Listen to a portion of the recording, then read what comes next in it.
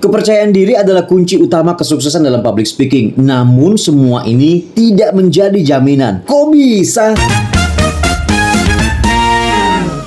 Maxwell Maltz pernah mengatakan bahwa kepercayaan diri adalah kunci utama kesuksesan. Dan jika Anda percaya kepada diri sendiri, maka Anda dapat mengatasi segala rintangan yang ada di depan Anda. Ini yang saya baca dari buku The Power of Confidence yang saya baru dapatkan di Togamas Yogyakarta ya. Nah teman-teman, ada hal menarik ketika kita berbicara mengenai percaya diri, seperti yang disampaikan Maxwell Maltz tadi, bahwa orang-orang yang percaya diri itu kalau belajar, mereka salah, mereka gagal, mereka terus maju karena mereka tahu cara untuk menghadapi kegagalan demi kegagalan yang mereka alami. Dan bahkan orang-orang yang percaya diri itu selalu antusias, mereka sangat-sangat antusias. Nah, orang yang tidak percaya diri akan lebih cepat atau cenderung menyerah dan mengatakan saya memang nggak bakat, saya memang nggak bisa. Akhirnya nggak melanjutkan lagi untuk proses belajar mengenai public speaking. Ada hal yang menarik yang kemudian menjadi catatan saya ya. Saya biasa kalau baca buku saya kasih catatan begini. Jadi begini, kepercayaan diri yang kokoh seringkali berakar dari penghargaan dan pengakuan terhadap nilai diri sendiri. Kepercayaan diri yang sejati tidak hanya bergantung pada penampilan fisik dan kecerdasan semata, tetapi juga pada kesadaran akan nilai-nilai yang kita miliki dan bagaimana kita memperlakukan diri kita sendiri dan orang lain. Ini menarik.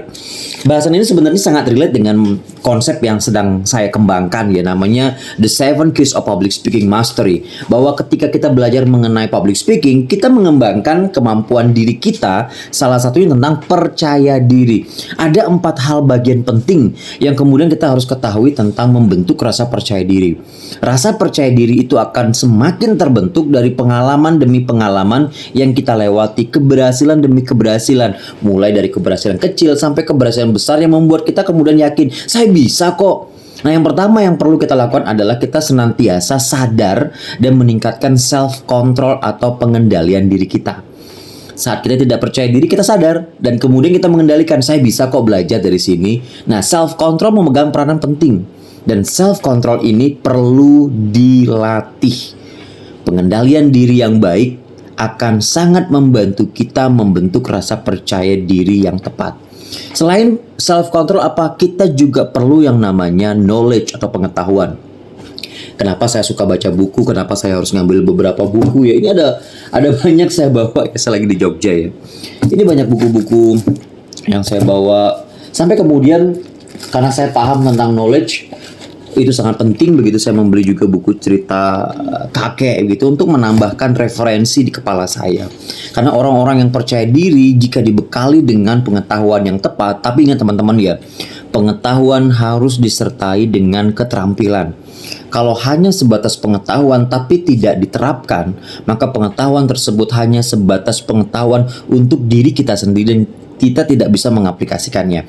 Maka ketika kita sudah belajar mengenai banyak hal, maka terapkanlah yang kita pelajari tersebut dalam kehidupan kita sehari-hari. Kalau saya belajar mengenai public speaking, bagaimana gestur, bagaimana ekspresi, bagaimana menyusun pesan, bagaimana kemudian self-control, maka saya harus mencoba melakukannya.